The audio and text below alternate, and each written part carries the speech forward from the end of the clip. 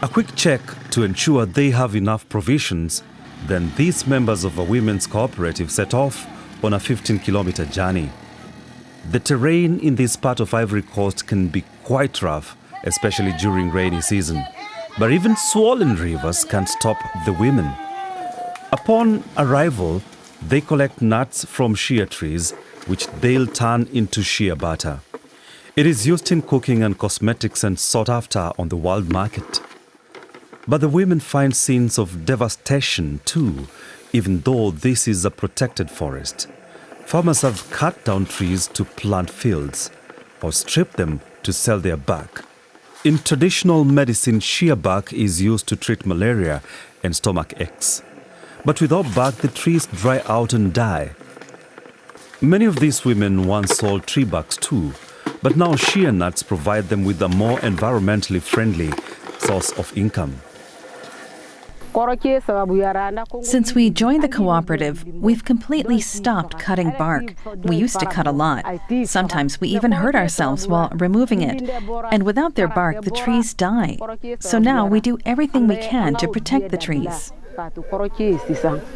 In 2021, a center to process shea nuts was set up in the village of Uadere Madualaso. Some 200 women work here in a cooperative called Nanka Humina, or We Stick Together. The cooperative has struck a purchase agreement with a Ghana-based company that aims to empower women in this region. As it is harvest season, the women gather and dry as many nuts as they can. Later, they'll cook them to make shea butter.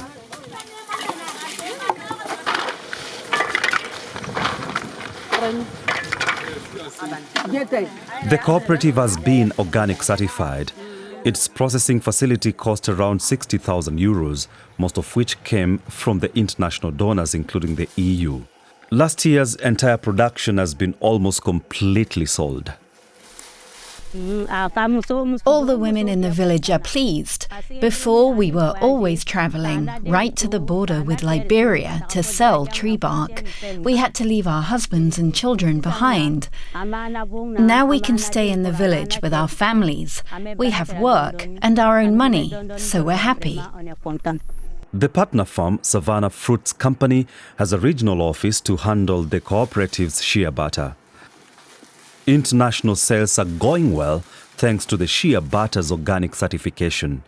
Centralizing production on one site was key to the process. The women used to bring their shea nuts back from the bush and store them in a corner in their house. It was usually the place where they stored chemical fertilizers for their fields or where children would play. The women also processed the nuts at home. But the quality suffered. There was too much contamination when they tried to do it all at home. Besides the high international demand for organic shea butter, here in the regional center of Dabakala, there is still a brisk trade in tree bark and roots used in traditional medicine. At least 2 big truckloads leave here each week, bound for Ivory Coast's financial capital, Abidjan. Naminata Ouattara used to sell tree bark here and was often away from her family for long periods of time. Now that she is a member of the women's cooperative, that's no longer necessary. She can also afford to buy better food for her family and invest in fish. We come here every Wednesday when it's market day in Dabakala. Before we never had enough money, but now it's better. I was able to buy 2 crates of fish that I can resell in the village. Through the project, we received 10,000 francs and I used some to buy vegetables. The extra food is a welcome contribution. Naminata Ouattara's husband, Bele, grows yam and cashew nuts. His other wife also works in the cooperative, and since both women now earn more money, Bele's respect has grown. My wives helped me buy a sheep for Tabaski, the Feast of the Sacrifice, and they contributed to the purchase of some cattle. My wives have also really helped me to pay for school fees, so I recognize the value of the co-op. The women are gaining influence in other areas.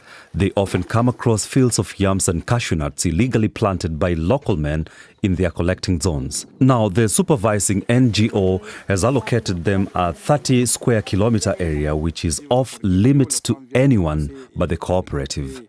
The women who earn their living gathering shea nuts in this area won't allow their husbands or any other people to come in here and plant crops.